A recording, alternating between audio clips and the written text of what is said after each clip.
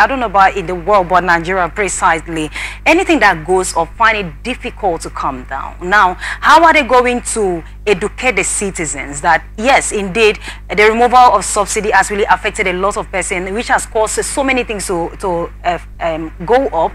But how are they going to educate the citizens to reduce whatever thing they have high price on? You can imagine a commercial driver. I don't know if you have ever experienced that before. You see in a particular place, it'll be like, no, fuel is very expensive, so that's why we push the price to so amount. And then even when the fuel has reduced, it's very difficult for them to reduce the amounts they're collecting. How are they going to educate the citizens on this? It's quite unfortunate that Nigeria is passing through these difficulties. That we are having inflation problem, where dollar is fluctuating front and back, and as such it has affected the lives of the people and every other economics in the society. Otherwise, that the practice of when we have high inflation, prices will go up. When the inflation is down and you see people will still retain that same high rate of price, it's just a practice. It's not constitutional. And that is crime. That is crime against the nation. And for me, I believe that if Nigeria, we want to curtail this high rate of inflation, to undo that is very easy. For example, just like maybe one day, you know, police people keep arresting people, whether you commit sin and all that, and people said, no, you have committed a crime, no, you can't just stay on your own and police will arrest you.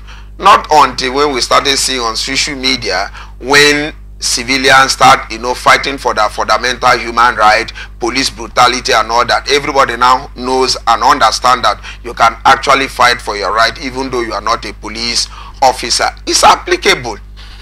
If by the special grace of God we are able to curtail that high rates of inflation, and the people, the sellers, especially the middle sellers, we want to retain that high rate of selling goods and commodity, I think people will start charging them to God and all that. Remember, before now, in a place like a River State, I want to use River State as a case study, whereby you go to some market and you buy something, and maybe you buy something that is not what you wanted, or after made your payment, you will discover that there are some issues around what you purchased, and the people will say, no, we will not take it back.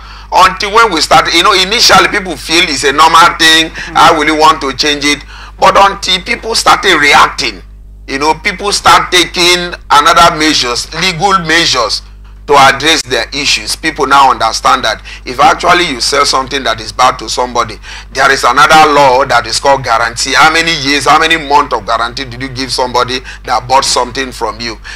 Those are where we will get to, you know, if we are able to minimize or to curtail the high rise of the inflation in Nigeria, would definitely control the rate of medium and smaller sellers in the streets and in the market. It's very simple, because practicing it does not make it the law of the country.